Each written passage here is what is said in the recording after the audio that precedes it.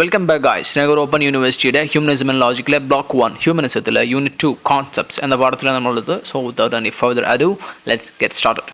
അപ്പോൾ ഈ ഒരു പാഠത്തിൽ നമ്മൾ ചർച്ച ചെയ്യുന്നത് ഇത്രയും കാലം ലോകത്ത് മനുഷ്യരുണ്ടായ കാലം മുതൽ സമാധാനത്തെയും അതേപോലെ തന്നെ സമത്വത്തെയും വേണ്ടിയിട്ടൊക്കെ സംസാരിച്ചിട്ടുള്ള ഒരുപാട് കോൺസെപ്റ്റുകളുണ്ട്. ഫിലോസഫി ഉണ്ട്, എത്തിക്കൽ കോൺസെപ്റ്റുകളുണ്ട്. ഈ കോൺസെപ്റ്റുകളെല്ലാം, സമാധാനത്തിൻ്റെയും സന്തോഷത്തിൻ്റെയും കോൺസെപ്റ്റുകളെല്ലാമാണ് നമ്മൾ ഈ പാഠത്തിൽ ചുരുക്കി പറയാൻ പോകുന്നത്. ആദ്യമായിട്ട് നമുക്ക് പറയാനുള്ളത് തന്നെ അഹിംസ എന്നുള്ളതാണ്. അതായത് ഗാന്ധിജിയിലേക്കാണ് അഹിംസ പെട്ടെന്ന് ചേർക്കാറുള്ളത്. അഹിംസ അതായത് നോൺ വയലൻസ് എന്നാണ് പറയുന്നത്. അതായത് ആരെയും ഹിംസയില്ലാതെ, ആരെയും ആക്രമിക്കാതെ എന്ന അർത്ഥത്തിലാണ് അഹിംസ എന്ന് പറയുന്നത്. അപ്പോൾ social integrity, different religions advocate non violence as a fundamental principle to maintain social integration and harmony. ഓരോ മതത്തിനും അതിൻ്റെതായ നോൺ വയലൻസ് രൂപങ്ങളുണ്ട്. ആ ഓരോ രൂപങ്ങളും അതിൻ്റെതായ രീതിയിൽ മാറ്റങ്ങളുണ്ടാവും. ഒരു മതത്തിൻ്റെ രീതി ആയിരിക്കില്ല മറ്റൊരു മതത്തിന്. ഇത് മതത്തിലും ഉണ്ട്, മതത്തിന് പുറത്തും ഉണ്ട്. It promotes peaceful coexistence, understanding among diverse communities. വ്യത്യസ്ത സമൂഹത്തിനിടയിൽ പോലും നമുക്കൊരു യോജിച്ച് മനുഷ്യന്മാരായിട്ട് തമ്മിൽ അഡ്ജസ്റ്റ് ചെയ്ത് കോ എക്സിസ്റ്റൻസ് ആയി ജീവിക്കാനുള്ള ഇത് ആര് തരുന്നുണ്ട്? എല്ലാ മതങ്ങളിലും ആ ഒരു സമാധാനത്തിൻ്റെയും ഒരു നോൺ വയലൻസിൻ്റെ കോൺസെപ്റ്റ് ഉണ്ട്. ജൈനിസത്തെക്കുറിച്ചാണ് ഈ ഒരു ഭാഗത്ത് പ്രത്യേകമായിട്ട് പരാമർശിച്ചിട്ടുള്ളത്. ജൈനിസത്തിൻ്റെ പ്രത്യേകത എന്താണ്? Jainism places immense importance on non violence towards all living creatures. എല്ലാ ജീവജാലങ്ങളോടും, മനുഷ്യനെന്ന് മാത്രമല്ല എല്ലാ ജീവജാലങ്ങളോടും ഒരു നോൺ വയലൻസ്, ഒരു അക്രമ സ്വഭാവം അല്ല, ഒരു ക്രമ സ്വഭാവം എന്ന് വേണം പറയാൻ പറ്റും അല്ലേ? ക്രമത്തിൻ്റെ ഓപ്പോസിറ്റ് ആണോ അക്രമം? ആവാൻ സാധ്യതയുണ്ടല്ലേ? എന്തോ ആവട്ടെ, എല്ലാ ജീവികളോടും ക്രമമല്ല സമാധാനം എന്ന ആശയമാണ് ജൈനിസത്തിന് ഉള്ളത്. Extending even to the smallest things. ലോകത്തിലെ ഏറ്റവും ചെറിയ ജീവികളിലേക്ക് പോലും എന്ത് ചെയ്യുന്നുണ്ട്? ജൈനിസത്തിൻ്റെ സമാധാനത്തിൻ്റെ ചർച്ച നീങ്ങുന്നുണ്ട്. Jains take extreme measures to avoid ഹാമിങ് എനി ലിവിങ് ഫോംസ്. ഏത് തരത്തിലുള്ള ജീവനുണ്ടോ അവർക്കൊന്നും ഒരു രീതിയിലും എന്തുണ്ടാവരുത്, ഒരു ഹാം ഉണ്ടാവരുത്, ഒരു വേദന ഉണ്ടാവരുത് എന്ന ആശയത്തിലാണ് ജൈനിസം ഉള്ളത്. Such as covering their mouth and sweeping their paths to prevent accidental harm. അവരെന്ത് ചെയ്യും?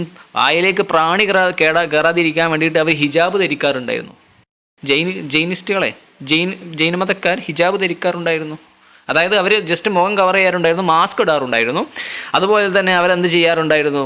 അതിൻ്റെ വഴിയിലുള്ള തടസ്സങ്ങളെല്ലാം നീക്കി വെക്കും. എന്തിന്? അവിടെ കല്ലുണ്ടെങ്കിലൊക്കെ തട്ടി മാറ്റും. അതെന്ത് ജൈനമതക്കാർ എന്തിനു വേണ്ടിയിട്ട്? അത് മറ്റാർക്കൊരു തടസ്സമാവരുത്, ഒരു ജീവജാലത്തിന് പോലും തടസ്സമാവരുത് എന്ന ആശയത്തിലായിരുന്നു ജൈനിസം ഇത് ചെയ്തിട്ടുള്ളത്. ഇത് ഇസ്ലാമിൻ്റെ ഒരു കോൺസെപ്റ്റ് പോലെയുണ്ട്. ഓക്കെ, ഇസ്ലാം എന്ന മതത്തിലും ഈ ഒരു കോൺസെപ്റ്റ്, എന്ത് വഴിയിലുള്ള തടസ്സങ്ങൾ നീക്കുക എന്നുള്ളതൊക്കെ ഇസ്ലാമിൻ്റെ ഒരു കോൺസെപ്റ്റ് കൂടിയാണ്. ഇതിനെ ചേർത്ത് വെച്ചു എന്ന് മാത്രമാണ്. മറ്റ് പല മതങ്ങളിലും ഉണ്ട്. ഹിന്ദുയിസത്തിലും ആ ഒരു കൺസെപ്റ്റുകളൊക്കെ നല്ല ശക്തമായിട്ടുണ്ട്. ഏതായാലും ജൈനിസത്തിൻ്റെ കാര്യത്തിൽ എന്താണ്? എല്ലാ ജീവനുണ്ടോ അവകൾക്കൊന്നും വേദന ഉണ്ടാവരുത് എന്ന കൺസെപ്റ്റാണ്. പിന്നെ ഇതിൽ പ്രധാനപ്പെട്ട ഒരു വാക്ക് പറഞ്ഞിട്ട് they were very stringent in observing non violence towards all living creatures. ജീവനുള്ള എല്ലാ ജീവജാലങ്ങൾക്കെതിരെയും ഒരു രീതിയിലുള്ള ഹാമും ഉണ്ടാക്കരുത് എന്നൊരു ശക്തമായ കൺസെപ്റ്റ് ആരെടുത്തുണ്ട്? ഈ ജൈനിസത്തിൻ്റെ കീഴിൽ ഉണ്ട്. ഇനി അടുത്തത് ഇക്വാലിറ്റിയാണ്. എല്ലാവർക്കും ഒരുപോലെ ഈക്വലാക്കുക, സമത്വം എന്ന് വേണമെങ്കിൽ നമുക്ക് പറയാം. അപ്പോൾ ഇക്വാലിറ്റി എന്നുള്ളൊരു കോൺസെപ്റ്റാണ്. Equality is a concept closely related to justice and democracy. നീതിയിലേക്കും ഡെമോക്രസിയിലേക്കും ഒക്കെ ചേർത്ത് വായിക്കാൻ പറ്റുന്ന വലിയൊരു കോൺസെപ്റ്റാണ് ഇക്വാലിറ്റി എന്ന് പറയുന്നത്. It denotes an equivalence relationship between different things implying fairness and equal rights to all individual. എല്ലാ വിഷയത്തിലും എല്ലാവർക്കും ഒരുപോലത്തെ ട്രീറ്റ്മെൻറ്റ് എന്ന ആശയമാണ് യഥാർത്ഥത്തിൽ ഇക്വാലിറ്റി വരുന്നത്. അത് സാധ്യമാണോ അല്ലേ എന്നുള്ളതൊക്കെ നമുക്ക് വേറെ ചർച്ചയിൽ വെക്കാം. എന്തായാലും ഈക്വാലിറ്റിൻ്റെ ആശയം എന്താണ്? Equivalent relationship between different things implying fairness and equal right for all individuals. എല്ലാ ആളുകൾക്കും എല്ലാ വിഷയങ്ങളിലും ഒരുപോലത്തെ നീതി, എല്ലാ കാര്യങ്ങളും ഒരുപോലെ കൊടുക്കുക എന്ന ആശയമാണ് ഈക്വാലിറ്റി കൊടുക്കുന്നത്. While equality is a moral ideal, it does not imply actual equality in all respect. എല്ലാ ആശയത്തിലും ഒരുപോലെ ഈക്വാലിറ്റി സാധ്യമാണോ? ഞാൻ ചോദിച്ചു, സാധ്യമാണോ? അല്ല. കാരണം ഒരാളെ ഇക്വാലിറ്റി നിലനിർത്തണമെങ്കിൽ അടുത്ത ആൾക്കിപ്പം നമ്മളൊരു ബിൽഡിങ്ങിലേക്ക് ചേർത്ത് വായിക്കുകയാണ്. ഒരു ഗെയിം, ഒരു കളി കാണുകയാണ്. ഉദാഹരണത്തിന് ഫുട്ബോളാണ്. അപ്പോൾ ആ ഫുട്ബോൾ കളി കാണണമെങ്കിൽ നമുക്ക് ഒരുപക്ഷെ എല്ലാവർക്കും കളി കാണാൻ കഴിഞ്ഞോളുന്നില്ല. ചില ആളുകൾ പുറത്തുള്ള മതിലിന് പുറത്തുനിന്ന് ഏന്തി നോക്കിയിട്ട് കാണാൻ സാധ്യതയുണ്ട്. അപ്പോൾ അങ്ങനെ ഒരു അവസരം നോക്കുക. അത് സമയത്ത് ഒരു ചെറിയ കുട്ടിയും ഒരു 12 വയസ്സുള്ള വേറൊരു കുട്ടിയും ഒരു വലിയൊരാളും നിൽക്കുകയാണെന്ന് വിചാരിക്കുക. ആ വലിയ ആൾക്ക് എന്ത് മതി? ഒരു ചെറിയ പലക മതി അയാൾക്ക് നിൽക്കാൻ. എങ്കിൽ തന്നെ അയാൾക്ക് എന്ത് ചെയ്യാൻ പറ്റും? കാണാൻ പറ്റും. അതേസമയം 12 വയസ്സുകാരന് കുറച്ചുകൂടി വലിപ്പമുള്ള ഒരു ബെഞ്ച് വെച്ച് കൊടുക്കേണ്ടി വരും. എന്നാൽ ഈ ചെറിയ കുട്ടിക്ക് ഒരു പക്ഷേ ഡെസ്കോ അല്ലെങ്കിൽ 2 ഡെസ്കോ ഒക്കെ വെച്ചാലേ കാണുള്ളൂ. അപ്പോൾ അവിടെ ഇക്വാലിറ്റി എന്ന് പറയുന്ന സമയത്ത് നമ്മൾ എല്ലാവർക്കും ഡെസ്ക് വെച്ച് കൊടുക്കേണ്ടി വരും, അല്ലെ എല്ലാവർക്കും പലക വെച്ച് കൊടുക്കേണ്ടി വരും. എല്ലാവർക്കും പലക വെച്ച് കൊടുത്താൽ എല്ലാവരും കാണാൻ കഴിയുമോ? ഇല്ല. എല്ലാവർക്കും ഡെസ്ക്കാണ് വെച്ച് കൊടുക്കേണ്ടിയല്ല. അപ്പോൾ ഇക്വാലിറ്റി എന്ന് പറഞ്ഞാൽ എന്താ, ഇവിടെ ആശയം എന്താണ്, അതൊരു മോറൽ ഐഡിയ ആണ്. അത് എപ്പോഴും എല്ലാ സമയത്തും എല്ലപ്പോഴും ഇക്വാലിറ്റി എന്നല്ല, ഓരോരുത്തരുടെ ആവശ്യാനുസരണം ഓരോരുത്തർക്ക് വേണ്ടത് നൽകുക എന്ന ആശയം കൂടിയാണ്. ശരിക്കും അതിന് ഇക്വിറ്റി എന്ന് പറയുന്ന ഒരു ഭാഷയൊക്കെ ഉണ്ട്, നമുക്ക് അതിലേക്ക് പിന്നെ പോവാം. Okay. It acknowledges that individual may have different abilities, talents and circumstances, but has emphasized the importance of equal opportunity treatment. ഇവിടെ ഇക്വാലിറ്റി എന്ന് ഉദ്ദേശിക്കുന്നത് എന്താണ്, ഒരു നിയമം, ഇപ്പോൾ ഉദാഹരണത്തിന് നിയമം, ഡെമോക്രസിയിൽ നിങ്ങൾക്കൊരു നിയമം വരികയാണെങ്കിൽ അത് എല്ലാവർക്കും ഒരുപോലെ ബാധകമാണ് എന്ന ആശയത്തിലൊക്കെയാണ് എന്ത് ഇവിടെ കൊടുക്കുന്നത്, അല്ലേ. ചില ആളുകൾക്ക് പ്രത്യേക ഒരു കൺസിഡറേഷൻ അങ്ങനെ ഒന്നും ഉണ്ടാവില്ല, എല്ലാവരും ഒരുപോലെ കാണുക എന്നുള്ള ആശയമാണ്. പിന്നെ മൂവ്മെൻറ്റ് ഓഫ് ഇക്വാലിറ്റിയെ കുറിച്ചുള്ള കുറച്ച് movements demanding equality include woman rights, അല്ലേ. ഒരുപാട് ആളുകൾ ഇക്വാലിറ്റി വേണമെന്ന് പറഞ്ഞ് നിലവിളിക്കുന്നുണ്ട്. അതിൽ പെട്ടതാണ് വുമൻ റൈറ്റ്സിന് വേണ്ടി സംസാരിക്കുന്ന പ്രത്യേകിച്ച് ഫെമിനിസ്റ്റുകൾ എന്ന് പറയുന്ന ടീംസ്. പിന്നെ LGBTQI+++++ അങ്ങനെയാണ് പോകുന്ന സാധനത്തിൻ്റെ അതിൻ്റെ rights. And anti caste movement, അല്ലേ. കാസ്റ്റ് പാടത്തില്ല, പറമ്പിലേ ഉള്ളൂ, ആ ഒരാശയം പറയുന്ന കുറച്ച് ടീംസ് ഉണ്ട്. ഇപ്പോൾ ഉദാഹരണത്തിന് നമ്മുടെ അംബേദ്കറിൻ്റെ ഒരു പുസ്തകം തന്നെയുണ്ട്, അനഹിലേഷൻ ഓഫ് കാസ്റ്റ് എന്ന് പറയുന്ന ഒരു പുസ്തകമുണ്ട് അംബേദ്കറിൻ്റെ. അതൊക്കെ എടുത്ത് ഇതാണെങ്കിൽ കൂടുതൽ മാർക്ക് കിട്ടുമല്ലോ, അത് നിങ്ങളൊന്ന് വായിച്ചു നോക്കണമെന്ന് എൻ്റെ ഒരു സജഷൻ കൂടിയാണ്. അപ്പോൾ അങ്ങനത്തെ മൂവ്മെൻറ്റുകളുണ്ട്. All striving for a society where everyone is treated equal with dignity and respect, അല്ലേ. ഇതിൻ്റെയൊക്കെ ഉദ്ദേശം എന്താണ്, എല്ലാവർക്കും ഒരുപോലത്തെ നീതി വേണമെന്ന ആശയത്തിലാണ് ഇവരെല്ലാവരും നിലവിളിക്കുന്നത്. ഓക്കെ, ഒച്ചുണ്ടാക്കുന്നത്, നിലവിളിക്കാൻ നെഗറ്റീവായി കാണണ്ട. ഏതായാലും എല്ലാ മനുഷ്യന്മാരെയും ഒരുപോലെ കാണാൻ, ചില ആളുകൾക്ക് പൈസയുള്ളവർക്ക് ഒരു പ്രത്യേകം കൊമ്പുള്ള പോലെ കാണാതിരിക്കാൻ ഉള്ള ഒരു കോൺസെപ്റ്റാണ് യഥാർത്ഥത്തിൽ ഇക്വാലിറ്റി എന്ന് പറയുന്നത്. ടെക്സ്റ്റ് ബുക്ക് നല്ലോണം വായിക്കണം, അല്ലെങ്കിൽ ചില ആളുകളെ പേരൊക്കെ പ്രത്യേകമായിട്ട് എടുത്ത് പറയുന്നതുണ്ട്, ആ പേരുകളൊക്കെ പ്രത്യേകം ഓർത്ത് വെക്കണം എന്ന് ഓർമ്മപ്പെടുത്തുകയാണ്. ഓക്കെ, അതിലെ ടെക്സ്റ്റ് ബുക്കുകളിൽ ഇതിപ്പോൾ ജോൺ റോൾസിനെ കുറിച്ചൊക്കെ പ്രത്യേകം, ജോൺ റോൾസും ചില പ്രത്യേക ആളുകളെ പേരുകൾ അതിലെടുത്ത് പറഞ്ഞിട്ടുണ്ട്, ഞാനിതിൽ ചേർത്തിട്ടില്ല, ഇതൊരു ഷോർട്ട് വെർഷനാണ് എന്ന ബോധത്തോടു കൂടെ പോവാം. ഇനി അടുത്തത് ബഷീർ, അറിയില്ല, വൈക്കം മുഹമ്മദ് ബഷീറിൻ്റെ ഒരു മനുഷ്യൻ എന്ന ചെറുകഥയിലെ ഒരു ഭാഗമാണ്. നല്ല രസമുള്ളൊരു കഥയാണ് അത്. ഈ ഒരു മനുഷ്യൻ എന്നുള്ള ഒരു കഥയിൽ പറയുന്നത് എന്താണെന്ന് വെച്ചാൽ, ഒരു ദിവസം നമ്മളെ ബഷീർ നോവൽ ഈ ഒരു മനുഷ്യനിൽ പറയാണ്, ഒരു മനുഷ്യൻ, അയാൾ ഒരുപാട് കഷ്ടപ്പെട്ട് ഒരു 14 രൂപയൊക്കെ പണ്ട് അങ്ങനെയാണല്ലോ, പണ്ട് 14 രൂപ വലുതാണല്ലോ, അങ്ങനെ വലിയ ക്യാഷ്, അങ്ങനെ ഒരു വലിയ ജീവിതത്തിൻ്റെ എല്ലാ ക്യാഷും കൂടി ഒരുമിച്ച് കൂട്ടി വെച്ച ഒരു വാലറ്റ് അല്ലെങ്കിൽ ഒരു പേഴ്സും വെച്ചിട്ട് മൂപ്പർ എന്താണ്, ഒരു ദിവസം നല്ല ഫുഡ് അടിക്കണമെന്ന തീരുമാനത്തിൽ എന്ത് ചെയ്യണം, ഒരു ഹോട്ടലിലേക്ക് പോവാണ്. സാധാരണ മൂപ്പർ പോവാറില്ല. ആദ്യമായിട്ട് മൂപ്പർ എന്ത് ചെയ്യാണ്, നല്ല അത്യാവശ്യം കുറച്ച് ക്യാഷ് എടുത്തിട്ട് അതൊന്ന് എന്താണ്, ഒരു നന്നായി ഫുഡ് അടിക്കണം എന്ന താല്പര്യത്തിൽ പോവാണ്. മുഴുവൻ ക്യാഷ് ചിലവാക്കാൻ പോകുന്നൊന്നുമില്ല, കുറച്ച് ക്യാഷ്, അതൊരു അത്യാവശ്യം ക്യാഷ് എടുത്തിട്ട് ഫുഡ് നല്ല റാഹത്തായിട്ട് ഒരു ഉഷാറായിട്ട് കഴിക്കണം എന്ന താല്പര്യത്തിൽ മൂപ്പർ പോവാണ്. അങ്ങനെ അദ്ദേഹം പോയി അവിടെ പോയിട്ട് നല്ല കുശാലായി ഫുഡെല്ലാം അടിച്ചു കയറ്റി, സാധാരണ കഴിക്കുന്നതിലധികം അടിച്ചു കയറ്റി. അങ്ങനെ എമ്പൊക്കെ പോയിട്ട് നേരെ ബില്ല് കണ്ടപ്പോൾ ഓക്കെ, പൈസ കയ്യിലുള്ളതിന് അത്രയൊക്കെ ഉള്ളൂ, 4-5 രൂപയൊക്കെ ആയിട്ടുള്ളൂ. ആ മൂപ്പർ കീശോയിലോട്ട് കൈയിട്ടപ്പം എന്ത് കാണാനില്ല, പേഴ്സ് കാണാനില്ല, അത് ആരോ അടിച്ചു മാറ്റിപ്പോയിരിക്കുന്നു. ഇയാളാകെ സീനായി. കാരണം ഈ ഒരു പ്രദേശത്ത് എന്ന് പറഞ്ഞാൽ പൈസ ഇല്ലെങ്കിൽ സീനാണ്. അപ്പോൾ ഇയാൾ വാങ്ങിയ സാധനത്തിന് ഇയാൾ പൈസ കൊടുത്തില്ലെങ്കിൽ ഇയാൾക്ക് എന്ത് കിട്ടും? ഇതിന് എതിരെയായിട്ട് ഇയാൾക്കെതിരെ ഒരു അറ്റാക്ക് വരെ നടക്കാൻ സാധ്യതയുണ്ട്. പീഡികാരൻ പൈസ കൊടുക്കണമല്ലോ. അപ്പോൾ ഇയാൾ ആകെ പേടിച്ച് പരിഭ്രമിച്ച് നിൽക്കുകയാണ്. എത്രത്തോളം എന്ന് വെച്ചാൽ ഈ ബില്ല് കൊടുത്ത ആൾ ഇയാളെ പരിഭ്രമം കണ്ടപ്പോൾ മനസ്സിലായി പൈസ ഇല്ലയെന്ന്. ഇയാൾ വന്നിട്ട് അങ്ങ് സീനാക്കാൻ തുടങ്ങി. മക്കളെ, ഇയാളാകെ നീന്തൊരു പൈസ ഇല്ലൂടോ, ഇവിടെ വന്ന് ഭക്ഷണം കഴിക്കുകയാണ്, നിന്നെ അങ്ങനെ ലാസ്റ്റ് അയാളോട് പറയും, നീ ഷർട്ട് ഊരണം, പാൻറ് ഊരണം, അങ്ങനെ എങ്ങനെയെന്നൊക്കെ പറയും. ഇവര് ഗതികെട്ട് ഷർട്ട് ഊരും. പിന്നെ പാൻറ് ഊരാൻ കൂടിയും പറഞ്ഞപ്പോൾ പാൻറ് ഊരാനായപ്പോൾ പെട്ടെന്ന് ഒരാൾ എണീച്ച് നിന്നിട്ട് പറഞ്ഞ്, പാൻറ് കൂടി ഊരാൻ പോവാണ്. അപ്പോൾ പെട്ടെന്ന് ഒരാൾ എണീച്ചിട്ട് പറഞ്ഞ്, ഏയ് എത്ര രൂപയാണ്? ഇത്രയാണോ? ഞാൻ കൊടുത്തോളാം എന്ന് പറഞ്ഞു ഒരാൾ. അന്നത്തെ കാലത്ത് അത്രയും വലിയൊരു ക്യാഷ് ഒരാൾ എഴുന്നേറ്റ് നിന്ന് കൊടുക്കുകയാണ്. ആരത്? ഈ ഒരു ചായ കുടിക്കാൻ വന്ന ആളത്. അവൻ വലിയ ഫുഡ് അടിച്ചു. അപ്പം നമ്മുടെ ഈ ഒരു പ്രൊട്ടഗോണിസ്റ്റ്, ഈ ഒരു നടനാകെ കൂടെ അങ്ങ് അത്ഭുതമായി. ഇയാൾ എഴുന്നേറ്റ് വന്ന് ഈ പൈസ തരാമെന്ന് പറഞ്ഞ ആൾ വന്ന് പൈസ എടുത്ത് കൊടുക്കുകയും ചെയ്തു. ഇയാളാകെ കിളിപ്പോയി. നമ്മുടെ ജീവിതത്തിൽ ഇത്രയും വലിയ ഒരു കൈൻഡ്നെസ്, ഒരു നന്മ, ഒരു മേഴ്സി തന്നോട് കാണിച്ചിട്ടുള്ള, ദയ കാണിച്ചിട്ടുള്ള ഒരു മനുഷ്യനെ മൂപ്പർ കണ്ടിട്ടില്ല. മൂപ്പർ ആകെ കൂടെ ആരാധകനായി എന്ന് തന്നെ പറയാം. ആരെ? ഈ പൈസ കൊടുത്ത ആൾ. അങ്ങനെ പൈസ കൊടുത്ത ആൾ പൈസ കൊടുത്ത് ഇയാളെ കൊണ്ട് നിങ്ങൾ ഡ്രസ്സൊന്നും കഴിക്കണ്ട എന്ന് പറഞ്ഞ അയാളെ സമാധാനിപ്പിച്ച് ഒരു മൂലയ്ക്ക് കൊണ്ടുപോയി. അങ്ങനെ കുറച്ചങ്ങ് നടന്നു കഴിഞ്ഞപ്പോൾ ഒരു ഇടവഴി എത്തിയപ്പോൾ പെട്ടെന്ന് ഇയാൾ തിരിഞ്ഞു നിന്നിട്ട് ഇയാൾ കീശയിൽ നിന്ന് ഒരുപാട് പേഴ്സുകൾ എടുത്തിട്ട് ഇങ്ങനെ കാണിച്ചു കൊടുത്തു. ഈ നമ്മുടെ നടനെ എന്ത് ചെയ്യാണ്, ഇയാളോട് എങ്ങനെ നന്ദി പറയാമെന്ന് അറിയാതെ അങ്ങനെ കിളി പോയി നിൽക്കുകയാണ്. അപ്പോഴാണ് ഇയാൾ പെട്ടെന്ന് ഒരുപാട് പേഴ്സ് എടുത്ത് വന്നിട്ട് ഇതിൽ നിങ്ങളത് ഏതാണെന്ന് ചോദിച്ചത്. അപ്പോൾ ഇയാൾ നോക്കിയപ്പോൾ ഇതാണ്. മൂപ്പര എടുത്ത് കൊടുത്തിട്ട് പറഞ്ഞു, നിങ്ങൾ ഇനി ഒരു തമ്മിൽ ഒരു ബന്ധവുമില്ല, നിങ്ങളെ വൈക്ക് പോയിക്കോളി, ഞാൻ എൻ്റെ വൈക്കും പറഞ്ഞിട്ട് മൂപ്പര് ആ പേഴ്സും കൊടുത്തോണ്ട് പോയി. അപ്പോൾ സംഭവം എന്താണെന്നറിയോ, ഇയാളെ നടൻ്റെ പോക്കറ്റ് അടിച്ചിട്ടുള്ള ആളാണത്. അയാൾ കാരണമാണ് ഈ ദുരന്തം ഉണ്ടായത് തന്നെ ഇവിടെ. പക്ഷെ അയാൾ ഇപ്പം എന്ത് ചെയ്യാണ്, ഇയാളെ അവസ്ഥ കണ്ടപ്പോൾ ആ ഒരു ദയ കാണിച്ച് തിരിച്ചു കൊടുത്തിരിക്കും. ശരിക്കും എന്ത് ചെയ്യാൻ പറ്റും, ഈ പോക്കറ്റ് അടിച്ച ആൾക്ക് എന്ത് ചെയ്യാൻ പറ്റും? ഒന്നും അറിയാത്ത പോലെ എന്ത് ചെയ്യാൻ പറ്റും? ഞാനൊന്നും അറിയാത്ത പോലെ അയാൾക്ക് എണീച്ച് പോകാൻ പറ്റും. പക്ഷെ അവിടെ എണീച്ച് പോയില്ല. പകരം അയാൾ എന്ത് ചെയ്തു, നമ്മളെ നടൻ്റെ പ്രശ്നം കണ്ടപ്പോൾ അയാളെ മനസ്സലിഞ്ഞ് അയാൾ ആ പൈസ തിരിച്ചു കൊടുത്തല്ലോ. ഓക്കെ, അപ്പോൾ അവിടെ ദയ എന്നൊരു കോൺസെപ്റ്റ് എന്ത് ചെയ്യുന്നുണ്ട്, മനുഷ്യത്വം എന്നൊരു കോൺസെപ്റ്റ് എന്ത് ചെയ്യാണ്ട് ബഷീറിൻ്റെ ഒരു മനുഷ്യനെന്ന ഈ നോവലിൽ നിന്ന്, ഈ ഒരു കഥയിൽ നിന്ന് നമുക്ക് കിട്ടുന്നുണ്ട്. ഓക്കെ, അപ്പോൾ ആ ഒരു കഥയാണ് ഇതിൻ്റെ അകത്തുള്ളത്. ഞാൻ ഇംഗ്ലീഷ് വെർഷൻ ഷോർട്ടാക്കിയിൽ കൊടുത്തിട്ടുണ്ട്, അത് നിങ്ങൾ വായിക്കുക, എന്നിട്ട് ഷെയറാക്കി എഴുതി കൊടുക്കുക. മനുഷ്യത്വം എന്ന ആശയമാണ് ചുരുക്കി പറഞ്ഞാൽ അതിലുള്ളത്. ഇനി ദയാലുവായ കള്ളൻ എന്ന ആശയം നമ്മൾ കഴിഞ്ഞു അല്ലേ. ഇനി അടുത്തത് ഹ്യൂമൻ ആസ് സ്പീഷീസ്. ഇനി നമ്മൾ ശ്രീനാരായണ ഗുരുവിൻ്റെ കുറച്ച് ആശയങ്ങളിലേക്കാണ് പോകുന്നത്. ഓക്കെ, ശ്രീനാരായണ ഗുരുവിനെ നിങ്ങൾക്ക് അറിയാലോ, നിങ്ങൾ യൂണിവേഴ്സിറ്റീൻ്റെ കുളാൻഡ്രയാണ്. അതിൻ്റെ ഹെഡിങ് തന്നെ അതാണ് കൊടുത്തിട്ടുള്ളത്. സമാധാനത്തിൻ്റെയും മനുഷ്യൻ എന്ന സിംഗിൾ ആശയത്തിന് വേണ്ടി ഒരുപാട് സംസാരങ്ങൾ നടത്തിയിട്ട ആളാണ്.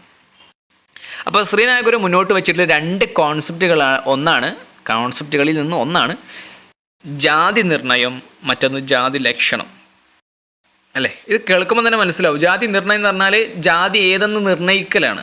മറ്റേ ജാതി ലക്ഷണം എന്ന് പറഞ്ഞാലോ ജാതി ഏതെന്ന് മനസ്സിലാക്കാനുള്ള ലക്ഷണങ്ങളാണ്, അതിനുള്ള അടയാളങ്ങളാണ്. അത് കേൾക്കുമ്പോൾ നമുക്ക് തോന്നും ഇതൊരു കാസ്റ്റിസത്തിൻ്റെ അല്ലെ, എങ്ങനെയാണ് ജാതി മനസ്സിലാക്കുക എന്നൊക്കെ പറയുന്ന രീതിയാണെന്നാണ് തോന്നുക. പക്ഷേ ഇത് ശരിക്കും ഈ ശ്രീനാരായണ ഗുരു കൊണ്ടുവന്ന ഒരു ട്വിസ്റ്റഡ് കൺസെപ്റ്റാണ്. എന്താണ് ജാതി നിർണയം, എന്താണ് നമ്മുടെ ശ്രീനാരായണ ഗുരുവിന് പറയാനുള്ളത്? മൂപ്പർ പറയുന്നത് the caste of man is manhood. മനുഷ്യൻ്റെ കാസ്റ്റ് എന്ന് പറയുന്നത്, ജാതി എന്ന് പറയുന്നത് മനുഷ്യത്വമാണ്. മനുഷ്യനാവുക എന്നുള്ളതാണ് മനുഷ്യത്വം. എന്താണ് മനുഷ്യൻ്റെ കാസ്റ്റ് എന്നാണ് ആര് പറയുന്നത്? നമ്മുടെ ശ്രീനാരായണ ഗുരു പറയുന്നത്. Emphasising the biological unity of all humans അല്ലേ. മനുഷ്യന്മാരെല്ലാവരും ഒന്നുപോലെ ആണെന്നൊരു കോൺസെപ്റ്റാണ് യഥാർത്ഥത്തിൽ ആര് പറയുന്നത്? നമ്മുടെ ശ്രീനാരായണ ഗുരു പറയുന്നത്. ഈ ഒന്നുപോലെ എന്ന് പറയുമ്പോൾ ഒരു വിറ്റ് ഓർമ്മ വരുന്നു, മറ്റേ മാവേലി വരുമ്പോഴുള്ള പാട്ടാണല്ലോ, മാവേലി നാടുവാൻ ഇടും കാലം മനുഷ്യരെല്ലാവരും ഒന്നുപോലെ എന്നുള്ളതിന് ഒരാൾ അർത്ഥം വെച്ച ഒരു ആശയം ഞാൻ പറയല്ല കേട്ടോ, അത് വേറെ ഒരാൾ അർത്ഥം വെച്ചതാണ്. മനുഷ്യരെല്ലാവരും ഒന്നുപോലെ ഇങ്ങനെ മെലിഞ്ഞു കിടക്കുകയാണ് എന്നാണ് പറഞ്ഞിരുന്നത്. തിന്നാനൊന്നും കിട്ടാറില്ല. അതുപോട്ടെ, അതല്ല കേട്ടോ. ഇവിടെ ഏതായാലും ഒന്ന് എന്നുള്ളത് ആശയം, എല്ലാവരും ഒരുപോലെ എന്ന ആശയമാണ്, ഈക്വലാണ് എന്ന ആശയത്തിലാണ് ഇവിടെ പറയുന്നത് ജാതി നിർണയം. അപ്പോൾ ജാതി നിർണയത്തിൽ എന്താണ്, എല്ലാവരും ഒന്ന് തന്നെയാണ് എന്നാണ് ആര് പറയുന്നത്? സ്നേഹർ പറയുന്നത്. അപ്പോൾ അതിൽ പ്രധാനപ്പെട്ട മൂപ്പര ഒരു സംസാരമാണ് of one kind, of one faith, one God is man, of one womb of is man. അതായത് ജാതി, മതം, ദൈവം ഒന്ന്, ഒരു ജാതി ഒരു മതം ഒരു ദൈവം മനുഷ്യൻ എന്ന് പറഞ്ഞ സംഭവം ഉണ്ടല്ലോ, അതാണ് ആ കൺസെപ്റ്റ്. അതിൻ്റെ ഇംഗ്ലീഷ് വേർഷനാണ് അവിടെ കൊടുത്തിട്ടുള്ളത്. ഇനി ജാതി ലക്ഷണമാണ്. എന്താണ് ജാതി ലക്ഷണം? ജാതി നിർണയിച്ചു നമ്മൾ, എന്താ മനുഷ്യത്വം എന്ന ജാതിയിൽപ്പെട്ടതാണ് മനുഷ്യൻ അല്ലേ, മാൻഹുഡ്, മനുഷ്യൻ എന്ന ജാതിയിൽപ്പെട്ടതാണ് മനുഷ്യൻ. ഇനി ജാതി ലക്ഷണം, ഈ മനുഷ്യനാന്നുള്ളതിൻ്റെ ലക്ഷണം എങ്ങനെ മനസ്സിലാക്കുന്നത്? എക്സ്പാൻസ് ഓൺ ജാതി നിർണയം. ഇത് ജാതി നിർണയത്തിൻ്റെ ഒരു കൂടിയ രൂപമാണ്. Defining species based on reproductive capacity and highlights shared characters among human beings. കുട്ടികൾ ഉണ്ടാക്കാനുള്ള ഒരു കപ്പാസിറ്റി എല്ലാവർക്കും ഉണ്ടല്ലോ. ഒരാണും പെണ്ണും ചേർന്ന് കഴിഞ്ഞാൽ ഉണ്ടാക്കാൻ പറ്റുമല്ലോ. അങ്ങനെ ഒരു ചേർന്ന് കഴിഞ്ഞാൽ കുട്ടികൾ ഉണ്ടാക്കാൻ പറ്റുന്ന എല്ലാവരും ഒരേ എന്താണ് ഈ ഒരാൾ മനുഷ്യനാണെന്ന് തെളിയിക്കാനുള്ള അടയാളം എന്ന് പറയുന്നത് അവർ രണ്ടുപേരും ചേർന്നാൽ മറ്റൊരു മനുഷ്യനുണ്ടാകുന്നു എന്നുള്ളതാണ്. ഓക്കെ, അപ്പോൾ സ്റ്റെറൈലായ ആളുകളില്ലേ, കുട്ടികൾ ഉണ്ടാവാത്ത ആളുകളില്ലേ, അതൊന്നും ചർച്ച ചെയ്യേണ്ട. ഒക്കെ എക്സെപ്ഷണൽ കേസുകളാണ്. ഒരു മൊത്തത്തിൽ പറയുന്ന സമയത്ത് എക്സെപ്ഷണൽ കേസുകളൊക്കെ സൈഡിലായിരിക്കും. ഏതായാലും ജാതി നിർണയം എങ്ങനെ മനസ്സിലാക്കുക, അല്ല ജാതി ലക്ഷണം എങ്ങനെ മനസ്സിലാക്കുന്നത്? അവർക്ക് റിപ്രൊഡക്റ്റീവ് കപ്പാസിറ്റി ഉണ്ടോ എന്നുള്ളത് നോക്കിയിട്ടാണ്. അതായത് അവർ പ്രൊഡ്യൂസ് ചെയ്യുകയാണെങ്കിൽ പുതിയ കുട്ടി ഉണ്ടാകും. എങ്ങനത്തെ കുട്ടി? ഹ്യൂമൻ ആയിട്ടുള്ള മനുഷ്യൻ തന്നെ ഉണ്ടാവും. ഓക്കെ, അങ്ങനെയാണെങ്കിൽ അവരൊക്കെ മനുഷ്യന്മാരാണ്. അപ്പോൾ അതിൽ ഉപയോഗിച്ചിട്ടുള്ളൊരു കോട്ടാണ് ആസ്ക് ഫോർ ദി നെയിം. അവരുടെ പേരെന്തെന്ന് ചോദിക്കുക. Place and calling of summon you meet. Do not ever ask who you are. ഒരാൾ വിളിക്കുന്ന സമയത്ത് നീ ഏത് കാസ്റ്റിൽപ്പെട്ട ആളാണ്, നിൻ്റെ ജാതി ഏതാണെന്ന് ചോദിക്കുന്നതിന് പകരം നീ എവിടെയാണ് താമസിക്കുന്നത്, എന്താണ് നിൻ്റെ പേര് എന്നൊക്കെയാണ് ചോദിക്കാൻ പാടുള്ളൂ. കാരണം എന്താണ്? Because the body it self tells you the truths. കാരണം എന്താ? ഒരാളെ കണ്ടാൽ തന്നെ അയാളെ ജാതി മനസ്സിലാവും. എന്താ ഒരാളെ കണ്ടാൽ അയാളെ ജാതി എങ്ങനെ മനസ്സിലാവും? കാരണം അയാൾ മനുഷ്യനാണെന്നുള്ളത് കൊണ്ട് അയാളെ കണ്ടാൽ തന്നെ നമുക്ക് മനസ്സിലാവും അയാൾ ഏത് ജാതിയിൽപ്പെട്ടതാണെന്ന്. ഏത് ജാതിയാണ്? മനുഷ്യനാണ്.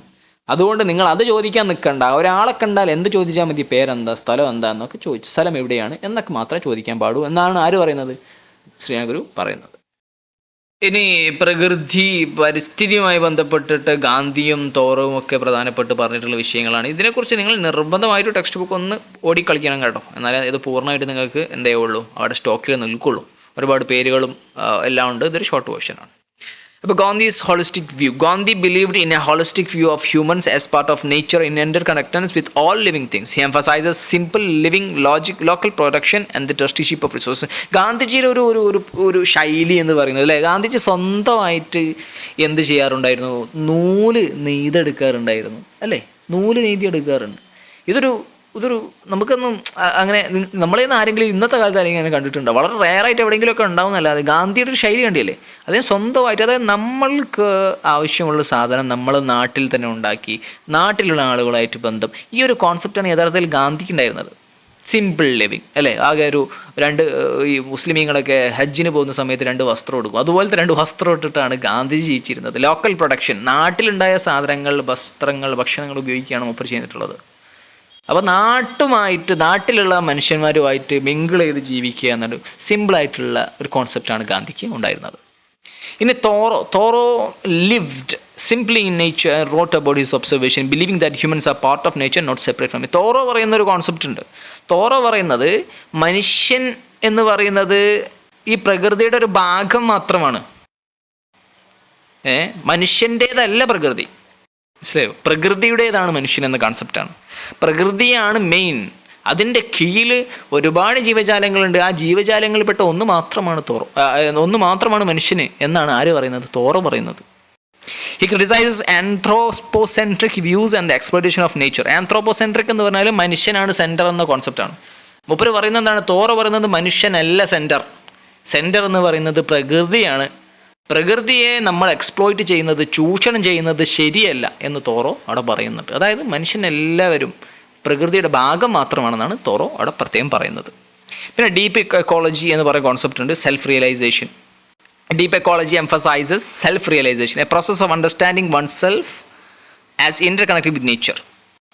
ഡീപ്പ് എക്കോളജിയിൽപ്പെട്ട ഒരു കോൺസെപ്റ്റാണ്. ഡീപ്പ് എക്കോളജി തന്നെയാണ് നമ്മൾ പറഞ്ഞതൊക്കെ. സെൽഫ് റിയലൈസേഷൻ ഒരു എന്താണ്, ഒരു ആത്മ നിർവൃതി എന്ന് പറയാൻ പറ്റും, ഒരു സെൽഫ് റിയലൈസേഷനാണ്. എന്താ ഇപ്പം അത്? ഇവിടെ എന്താണ്, നമ്മളൊരു മനസ്സിലാക്കലാണ്. എന്ത് മനസ്സിലാക്കൽ? നമ്മളെക്കുറിച്ച് മനസ്സിലാക്കുക. നമ്മൾ ഈ മനുഷ്യനെന്ന നമ്മൾ വെറും ഈ പ്രകൃതിയുടെ ഭാഗം മാത്രമാണ് എന്നൊരു മനസ്സിലാക്കലാണ്, ആ ഒരു തിരിച്ചറിവാണ് യഥാർത്ഥത്തിൽ സെൽഫ് റിയലൈസേഷൻ എന്ന് പറയുന്നത്. ഓക്കെ, അപ്പോൾ self realisation is the process of understanding oneself as interconnected with nature. പ്രകൃതിയായിട്ട് ഇൻ്റർകണക്റ്റഡ് ആണ് നമ്മൾ എന്ന ഒരു മനസ്സിലാക്കലാണ് യഥാർത്ഥത്തിൽ സെൽഫ് റിയലൈസേഷൻ എന്ന് പറയുന്നത്.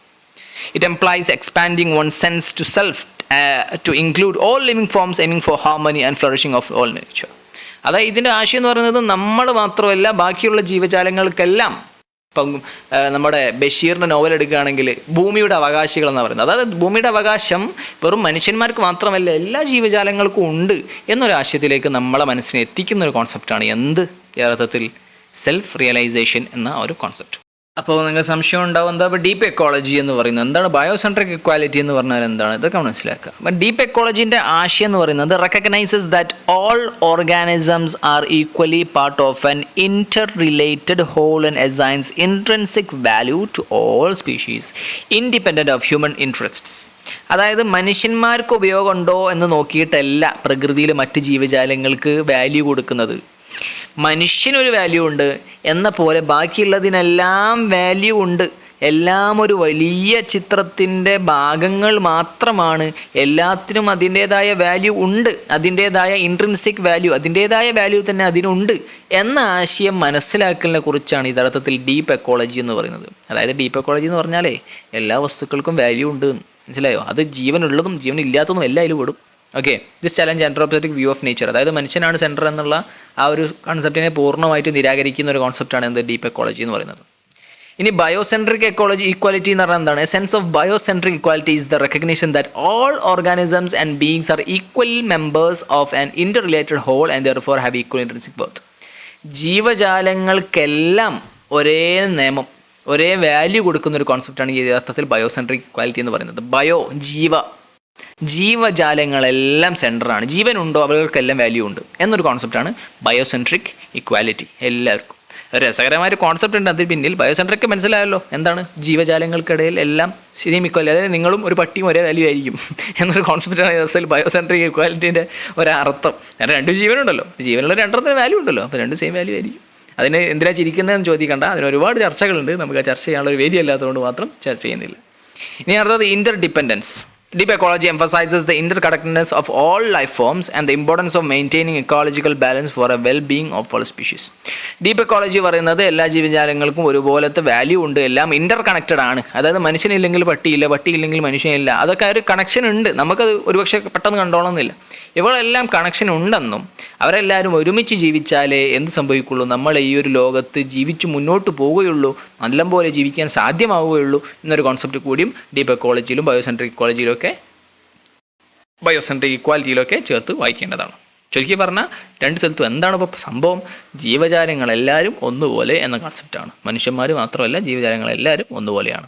പിന്നെ നിങ്ങളുടെ ടെക്സ്റ്റ് ബുക്കിൽ കൂടുതലായി ഫോക്കസ് ചെയ്തിട്ടുള്ള ഒരു ഭാഗം ഡീപ്പ് എക്കോളജിയും ഷാലോ എക്കോളജിയും തമ്മിലുള്ള വ്യത്യാസം എന്താണെന്നാണ്. അപ്പോൾ ഡീപ്പ് എക്കോളജി എന്ന് വായിച്ചു നോക്കി. Deep ecology recognises the need for profound change in human perspective of the ecosystem. Ecosystem എങ്ങനെയാണ് വർക്ക് ചെയ്യുന്നത് എന്നതിനെ കുറിച്ചുള്ള മനുഷ്യൻ്റെ ചിന്തയിൽ ഒരു വലിയ മാറ്റത്തെ വലിയൊരു മാറ്റം ആവശ്യമാണെന്നൊരു കോൺസെപ്റ്റാണ് deep ecology. Focusing on the root cause of എൻവയോൺമെന്റൽ ഇഷ്യൂസ്. പ്രകൃതി ദുരന്തങ്ങൾ ഉണ്ടാകുന്നതിന് മെയിൻ കാരണം ഉണ്ടാകുന്നത് മനുഷ്യന്മാരെ ചിന്താഗതി തെറ്റായതുകൊണ്ടാണ്. അവരതാണ് ഇതൊക്കെ എന്ന ചിന്താഗതി കൊണ്ട് കാരണം മാത്രമാണ് ഈ ലോകത്ത് മൊത്തം പ്രശ്നം ഉണ്ടാകുന്നത്. അപ്പോൾ അവിടെ മൊത്തം മാറ്റം വേണം. It considers impacts on all species and ecosystem, not just humans, and advocates for significant lifestyle and societal change. Development എന്ന പേരിൽ വലിയ വലിയ ഫാക്ടറികളും ഇതൊക്കെ ഉണ്ടാക്കിയിട്ട് ഫുള്ള് പുകമറയാണ്. അപ്പോൾ ഒരു പറയും മനുഷ്യന്മാർക്ക് വലിയ റിസ്ക് ഒന്നുമില്ല. മനുഷ്യന്മാർ മാത്രമൊന്നുമല്ല, നിങ്ങൾ നശിപ്പിക്കുന്ന ഈ കാട്ടിലുള്ള ജീവജാലങ്ങൾക്കെല്ലാം വിലയുണ്ട്. ആ വിലയുണ്ട്, അവർക്കൊക്കെ ഒന്നും ബുദ്ധിമുട്ടുണ്ടാക്കരുത്, കാരണം അവർക്ക് എല്ലാവർക്കും ഒരേ വാല്യൂ ആണെന്ന ബോധത്തിലേക്ക് നമ്മൾ എത്തണം എന്ന കൺസെപ്റ്റാണ് യഥാർത്ഥത്തിൽ ഡീപ്പ് എക്കോളജിയിൽ ഉള്ളത്. ഇനി ഷാലോ എക്കോളജി എന്ന് പറഞ്ഞാലോ, focus on efficient management of nature for human benefit. പ്രകൃതിയെ നമ്മൾ തീരെ ഒഴിവാക്കണം എന്നല്ല, അവർക്ക് നമ്മളെ മനുഷ്യന്മാർക്കും എല്ലാവർക്കും അഡ്ജസ്റ്റ് ചെയ്ത് ചെയ്യാൻ പറ്റും, മനുഷ്യന്മാർക്ക് ആവശ്യത്തിനനുസരിച്ചിട്ട് ഉപയോഗപ്പെടുത്തണം എന്നൊരു കോൺസെപ്റ്റാണ്. അതായത് shallow ecology focus on efficient management of nature for human benefit. മനുഷ്യൻ്റെ ആവശ്യങ്ങൾക്ക് വേണ്ടി എഫിഷ്യൻ്റ് ആയിട്ടുള്ള പ്രകൃതിയുടെ ഒരു ഉപയോഗമാണ് യഥാർത്ഥത്തിൽ ഷാലോ എക്കോളജി അഡ്രസ് ചെയ്യുന്നത്. Addressing symptoms rather than root causes of environmental problems. Main cause ആയിട്ടുള്ളത് യഥാർത്ഥത്തിൽ എന്താണ്, മനുഷ്യന് മാത്രമാണ് ഇവകളെല്ലാം അവകാശം എന്നുള്ളൊരു കോൺസെപ്റ്റാണ്. അങ്ങനെ ഒരു കോൺസെപ്റ്റിലേക്കല്ല ആര് പോകുന്നത്, ഷാലോ എക്കോളജി പോകുന്നത്. അതിൻ്റെ കാരണങ്ങളെ കൂടുതൽ ചർച്ച ചെയ്യുന്ന വിഷയങ്ങളാണ്. It prioritises human interest over other species. മറ്റ് ജീവജാലങ്ങളെക്കാളും കൂടുതൽ ആർക്ക് ഫോക്കസ് ചെയ്യുന്നുണ്ട്, മനുഷ്യന്മാർക്ക് തന്നെയാണ് വാല്യൂ എന്നൊരു കോൺസെപ്റ്റാണ് ഷാലോ എക്കോളജി ഉള്ളത്. And seeks technological solution without fundamental changes. അടിസ്ഥാനം മാറ്റുക, അത് അതായത് ഇപ്പോൾ മുതലാളിയും തൊഴിലാളിയും ഉണ്ടാവും. ഓക്കെ, ഇതൊരു ഉദാഹരണം പറഞ്ഞ് മനസ്സിലാക്കാൻ വേണ്ടിയിട്ടാണ്. മുതലാളിയും തൊഴിലാളിയും ഉണ്ട്. തൊഴിലാളികൾക്ക് എന്തുണ്ട്, അവർക്ക് മാനസിക പ്രശ്നങ്ങളുണ്ട്. കാരണം മുതലാളി എന്ത് ചെയ്യുന്നുണ്ട്, സ്ട്രെസ് ചെയ്യുന്നുണ്ട് പല കാര്യങ്ങൾ ചെയ്യാൻ വേണ്ടിയിട്ട്. അപ്പം സ്ട്രെസ് ഉള്ളത് കൊണ്ട് നമ്മൾ എന്ത് ചെയ്യണം എന്നാണ് പറയുന്നത് കമ്മ്യൂണിസം, മുതലാളി എന്ന സാധനം ഒഴിവാക്കണം. അങ്ങനെയാണോ ചെയ്യേണ്ടത്? ഞാൻ കമ്മ്യൂണിസ്റ്റിനെ എതിർക്കൊന്നുമല്ല, എതിർക്കുകയാണോ അല്ലേ എന്നുള്ളത് നമുക്ക് വേറെ ചെയ്യാം. ഏതായാലും മുതലാളി വേണ്ട എന്നാണ് അവിടെ പറയേണ്ടത്? അല്ല, മുതലാളി അവിടെ വേണം, പക്ഷെ മുതലാളിക്ക് കാര്യങ്ങളിൽ മാറ്റങ്ങൾ വരുത്തണം എന്നതാണ് വേണ്ടത്. അതൊന്നും കമ്മ്യൂണിസം പറയുന്നുണ്ട്. ഓക്കെ, അപ്പോൾ മുതലാളി കാരണം ഉണ്ടാകുന്ന പ്രശ്നങ്ങൾ കാരണം മുതലാളി വേണ്ട എന്നല്ല പറയേണ്ടത്. പ്രകൃതിയിൽ നമ്മൾ മനുഷ്യന്മാരുണ്ടാക്കുന്ന ഇൻഡസ്ട്രിയും ഡെവലപ്മെൻറ്റ് കാരണം കുറച്ച് പ്രശ്നങ്ങളുണ്ട് എന്നുള്ളത് കൊണ്ട് ഡെവലപ്മെൻറ്റ് വേണ്ട എന്നല്ല പറയേണ്ടത്. ഡെവലപ്മെൻറ്റ് വേണം, അതേസമയം ഉണ്ടാകുന്ന പ്രശ്നങ്ങളെ നമ്മൾ പരിഹരിച്ച് ടെക്നിക്കൽ അഡ്വാൻസ്മെൻറ്റ്. ഇപ്പോൾ ഉദാഹരണത്തിന് കടലിലേക്ക് വെള്ളം സീവേജ് ഒഴുക്കുന്ന സമയത്ത് കടലിൽ പ്രശ്നം ഉണ്ടാകുന്നു, അതിന് കമ്പനിയൊക്കെ പൂട്ടിക്കളയണമെന്നാണോ? അങ്ങനെയല്ല, കമ്പനികൾ എന്ത് ചെയ്യണം, പുറത്തേക്ക് തള്ളുന്ന വെള്ളം സയൻറ്റിഫിക്കായിട്ട് അതെല്ലാം വാഷ് ചെയ്ത് ക്ലീൻ ആക്കിയിട്ട് പ്രകൃതിക്ക് ദുരന്തമില്ലാത്ത രീതിയിൽ വെള്ളത്തെ മാറ്റിയിട്ട് എന്ത് ചെയ്യണം, കടലിലേക്ക് ഒഴുക്കി വിടണം. ഇങ്ങനെ ഒരു കോൺസെപ്റ്റാണ്. അതായത് റൂട്ട് കോസിന് പകരം അതിൻ്റെ സിംറ്റംസ്, അതിൻ്റെ കാരണങ്ങളിലേക്ക് ശ്രദ്ധ ചെലുത്തുന്ന രീതിയാണ് ഷാലോ എക്കോളജി. അപ്പോൾ ഡീപ്പ് എക്കോളജി പറഞ്ഞാൽ അടിസ്ഥാനമായിട്ടുള്ള ആ കോൺസെപ്റ്റിലേക്കാണ് പോകുന്നത്. നമുക്ക് ഡെവലപ്മെൻറ്റ് വേണ്ട, ഉള്ളത് മതി. അതേസമയം ഷാലോ എക്കോളജി ഡെവലപ്മെൻറ്റ് വേണം, പ്രശ്നങ്ങളുള്ള ഭാഗത്ത് നമ്മൾ ക്ലിയർ ആക്കണം എന്നൊരു കോൺസെപ്റ്റാണ്. അപ്പോൾ ഇതിൻ്റെ ചില കീ കോട്ടുകൾ എങ്ങനെയാണ്, shallow ecology movement strives for mild റിഫോംസിന്, അതാണ് ആ ഒരു കോൺസെപ്റ്റുകളൊക്കെ നിങ്ങൾക്ക് വായിച്ചു വെക്കാം. അതൊക്കെ നിങ്ങൾക്ക് പരീക്ഷയ്ക്ക് ഉഷാറാക്കി എഴുതി വെക്കാൻ പറ്റുന്നതാണ്. നിർബന്ധമായിട്ട് ടെക്സ്റ്റ് ബുക്ക് വായിക്കണം, ബൈ ദ വേ. അപ്പോൾ നമ്മൾ ഈ പാഠത്തിൽ ചുരുക്കി പറഞ്ഞിട്ടുള്ളത് ഒന്ന് അഹിംസയെക്കുറിച്ചാണ്. അല്ല, അഹിംസ എന്ന് പറഞ്ഞാൽ ഒരു ജീവിയോട് ഒരു രീതിയിലുള്ള അതിക്രമവും കാണിക്കരുത് എന്നതാണ്. പ്രത്യേകിച്ച് ജൈനിസത്തിൽ അവർ മുഖം പോലും മൂടിക്കെട്ടുന്ന മാസ്ക് ധരിക്കാറുണ്ട്. കാരണം പ്രാണി കയറി അവകൾക്ക് വേദനയാവുണ്ട് എന്ന ആശയത്തിലാണ്. പിന്നെ ഇക്വാലിറ്റി ആൻഡ് ജസ്റ്റിസ്, സമത്വവും അതുപോലെ തന്നെ നീതിയെക്കുറിച്ച് പറഞ്ഞിട്ടുണ്ട്. പ്രധാനപ്പെട്ട കുറച്ച് ആളുകളുണ്ട്, റോൾസ്, നോസിക്, സെന്നി. ഇവരെക്കുറിച്ചൊക്കെ നിങ്ങൾ ടെക്സ്റ്റ് ബുക്കിൽ നോക്കി പേര് പഠിച്ചു വെക്കുക. അവരുടെ ഡയലോഗുകൾ ഉണ്ടെങ്കിൽ അതും പഠിച്ചു വെച്ച് എഴുതി വെച്ചാൽ അടിപൊളിയാകും. പിന്നെ ലിറ്റററി എക്സ്പ്ലോറേഷൻ ഓഫ് ഹ്യൂമാനിറ്റി, നമ്മളെ ബഷീറിൻ്റെ ഒരു നോവൽ അല്ല, ഒരു ചെറുകഥ എന്താണ് ഒരു മനുഷ്യൻ എന്ന കഥ നമ്മൾ പറഞ്ഞു അല്ലേ. എത്ര വലിയ കള്ളനാണെങ്കിലും ദയാലുവായ കള്ളനാണ് അല്ലേ. അപ്പോൾ അയാൾക്ക് മനുഷ്യത്വമുള്ള കള്ളനായതുകൊണ്ട് അയാൾ കള്ളത്തരം കാണിച്ചെങ്കിലും പിന്നെ നമ്മുടെ പ്രോട്ടഗോണിസ്റ്റിൻ്റെ അവസ്ഥ കണ്ടപ്പോൾ തിരിച്ചു കാണിച്ച ഒരു മനുഷ്യത്വം അവിടെ കാണിക്കുന്നുണ്ട്. പിന്നെ ക്രിറ്റീക്ക് ഓഫ് കാസ്റ്റ് സിസ്റ്റം, നമ്മുടെ ശ്രീനാഗുരു പറയുന്നത് ജാതി നിർണ്ണയവും ജാതി ലക്ഷണത്തെ കുറിച്ചും പറഞ്ഞു. ജാതി നിർണ്ണയം എന്ന് പറയുന്നത് അയാൾ ഏത് ജാതിയിലാണെന്നുള്ളത് മൂപ്പര് അന്ന് തന്നെ തീരുമാനിക്കുകയാണ്. മാൻഹുഡ് എന്നൊരു കോൺസെപ്റ്റ്, മനുഷ്യൻ എന്ന ജാതിയിലാണ് മനുഷ്യന്മാരെല്ലാവരും പെട്ടുകിടക്കുന്നത്. അതുകൊണ്ട് ജാതി ലക്ഷണം എന്ന് പറയുന്നത് എന്താണ്? അയാൾക്ക് റിപ്രൊഡ്യൂസ് ചെയ്യാനുള്ള കപ്പാസിറ്റി ഉണ്ടോ? ഒരു മനുഷ്യനെ സൃഷ്ടിക്കാനുള്ള കപ്പാസിറ്റി ഉണ്ടെങ്കിൽ അവരെല്ലാവരും മനുഷ്യന്മാരിൽ പെട്ടതാണ് എന്നാണ് ആര് പറയുന്നത്? സ്നേഹഗുരു പറയുന്നത് അല്ലേ. ഒരാളെ കണ്ടാൽ അയാൾ ജാതി എന്നൊന്നും ചോദിക്കേണ്ട ആവശ്യമില്ല, കണ്ടാൽ മനസ്സിലാവും. പിന്നെ ഇതിന് അത് ചോദിക്കുന്നത്, നിങ്ങൾക്ക് പേര് ചോദിക്കാൻ സ്ഥലം ചോദിക്കാം, വേറെ ചോദിക്കേണ്ട എന്ന കോൺസെപ്റ്റാണ്. പിന്നെ ഗാന്ധിയുടെ എൻവയോൺമെൻറ്റൽ ഫിലോസഫിയാണ്. ഗാന്ധിക്ക് എന്താണ് താല്പര്യം? മനുഷ്യന്മാരെല്ലാവരും ഒരുമിച്ച് അഡ്ജസ്റ്റ് ചെയ്ത് ജീവിക്കണം, സിമ്പിളായിട്ട് ജീവിക്കണം, എല്ലാവരും വിശ്വസ്തമായി അങ്ങോട്ടും ഇങ്ങോട്ടും ജീവിക്കണം എന്നൊരു കോൺസെപ്റ്റാണ് ആർക്കുള്ളത്? ഗാന്ധിക്കുള്ളത്. പിന്നെ തോറോ എന്ന് പറയുന്നതാണ് മനുഷ്യർക്ക് പ്രത്യേകം കപ്പാസിറ്റികളൊന്നുമില്ല, മനുഷ്യന്മാർ പ്രകൃതിയുടെ ഭാഗം മാത്രമാണ്, മൃഗങ്ങൾക്കെല്ലാം ഒരേ വാല്യൂ ആണ് എന്നൊരു കോൺസെപ്റ്റാണ് തോറോ പറയുന്നത്. ഈ ഒരു കോൺസെപ്റ്റ് തന്നെയാണ് ശേഷമുള്ള ഡീപ്പ് എക്കോളജി തന്നെയുള്ളത്. മനുഷ്യന്മാരൊന്നുമല്ല സെൻറ്റർ, പ്രകൃതിയും ഇതൊക്കെ ആയിട്ട് പ്രകൃതിയുടെ ഒരു ഭാഗം മാത്രമാണ് മനുഷ്യൻ എന്നൊരു കോൺസെപ്റ്റാണ്. ഷാലോ പറയുന്നത് മനുഷ്യന്മാർ തന്നെയാണ് മെയിന്, പ്രകൃതിയെ വല്ലാണ്ട് ഉപയോഗിക്കേണ്ടെന്ന് പറയേണ്ട ആവശ്യമില്ല, ഉപയോഗിക്കാം, പക്ഷേ അതിൽ പ്രശ്നങ്ങൾ നമ്മൾ പരിഹരിക്കണം എന്ന് മാത്രമാണ് ചെയ്യേണ്ടത് എന്ന് മൊത്തത്തിൽ നമ്മൾ ഇതിൽ പറഞ്ഞിട്ടുള്ളത്. ഓക്കെ, ഈ നമ്മൾ കുറച്ച് ക്വസ്റ്റ്യൻസ് ആണ് ഇവിടെ കൊടുത്തിട്ടുള്ളത്. എല്ലായ്പ്പോഴും പറയാറുള്ള പോലെ ഒരു ഗൈഡൊക്കെ ഇറക്കണമെന്നൊരു താല്പര്യങ്ങളൊക്കെ ഉണ്ട്. ഏതായാലും ഈ ഒരു ക്വസ്റ്റ്യൻസ് നിങ്ങൾ ഫോക്കസ് ചെയ്ത് നിങ്ങൾ അതിൻ്റേതായ ആൻസേഴ്സ് നിങ്ങളെ രൂപത്തിൽ തന്നെ എഴുതുക. നമ്മൾ ഗൈഡ് ഇറങ്ങുകയാണെങ്കിൽ ഗൈഡ് നമ്മളെ യൂട്യൂബ് ചാനലിൻ്റെ കീഴിലായിട്ട് തന്നെ എവിടെയെങ്കിലുമൊക്കെ കൊണ്ടുവരും. ഓക്കെ, അപ്പോൾ അത് പഠിക്കേണ്ട ആവശ്യമില്ല, നല്ല ഉഷാറാക്കിയിട്ട് എക്സാം എഴുതി പാസ്സാകുക. അപ്പോൾ until next time, till then, bye bye, take care.